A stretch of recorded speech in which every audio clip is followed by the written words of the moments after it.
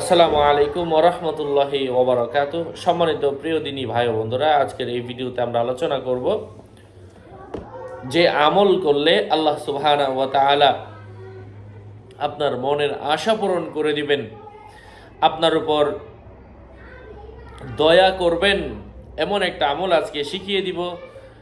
আলোচনা বুঝতে সাথেই থাকবেন। যারা এখনও চ্যানেলটি সাবস্ক্রাইব করেননি, সাবস্ক্রাইব করতে ভুলবেন না। ভেরিফাই চ্যানেলের ডিসক্রিপশন বক্সে ক্লিক করলে আমার পেজ এবং আইডি আসবে। এটা ছাড়া আলাদা অন্য কোনো পেজ নেই, আইডি নেই, ইমো নেই, হোয়াটসঅ্যাপ নেই, টিকটক নেই। নাম ছবি দেখে বিভ্রান্ত হওয়া যাবে না। প্রত্যেক ভিডিওতে আলাদা আমি সাবধান করি, সতর্ক করি। যাই হোক, কথা দীর্ঘায়িত না করে মূল আলোচনা শুরু করছি। তো যে আমলটা আপনাকে আমাকে করতে হবে, যখন আমরা কঠিন পরিস্থিতিতে পড়ি, কঠিন অবস্থার সম্মুখীন হই, তখন আমরা এই দুরূদ শরীফের আমলটা করব। প্রথম কাজ হচ্ছে আমরা 100 বার হাসবুনাল্লাহু ওয়া নি'মাল ওয়াকিল, হাসবুনাল্লাহু ওয়া নি'মাল ওয়াকিল। আবার বলছি, হাসবুনাল্লাহু ওয়া নি'মাল ওয়াকিল। যে কোনো দিন, যে কোনো সময়, পবিত্র অবস্থায় এই আমলটা করব। হাসবুনাল্লাহু ওয়া নি'মাল ওয়াকিল। আবারও বলছি, হাসবুনাল্লাহু ওয়া নি'মাল ওয়াকিল। এবং 100 বার পাঠ করব,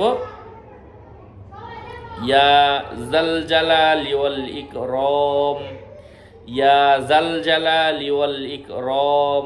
3 নম্বরে 100 বার পাঠ করব, ইয়া আল্লাহ, ইয়া আল্লাহ, ইয়া আল্লাহ। 4 নম্বরে পাঠ করব, সুবহানাল্লাহি ওয়া বিহামদিহি, সুবহানাল্লাহিল আযীম, সুবহানাল্লাহি ওয়া বিহামদিহি, সুবহানাল্লাহিল আযীম। এই আমলগুলা একদিনে এক জায়গার মধ্যে বসে পাঠ করব এবং আল্লাহ পাকের কাছে হাত তুলে দোয়া করব যে, ইয়া আল্লাহ, আমি এই অমুক সমস্যা নিয়ে আপনার দরবারে হাত তুলেছি। আল্লাহ, আপনি আমাকে খালি হাতে ফিরিয়ে দেবেন না। এভাবে দোয়া করলে, কাকুতি মিনতি করলে আল্লাহ পাক দোয়া কবুল করেন। যাই হোক, আরও আপডেট পেতে সাথেই থাকবেন। আপনাদের মঙ্গল এবং দীর্ঘায়ু কামনা করে এখানে শেষ করছি। দেখা হবে অন্য কোনো এপিসোডে। আসসালামু আলাইকুম ওয়া রাহমাতুল্লাহি ওয়া বারাকাতুহু।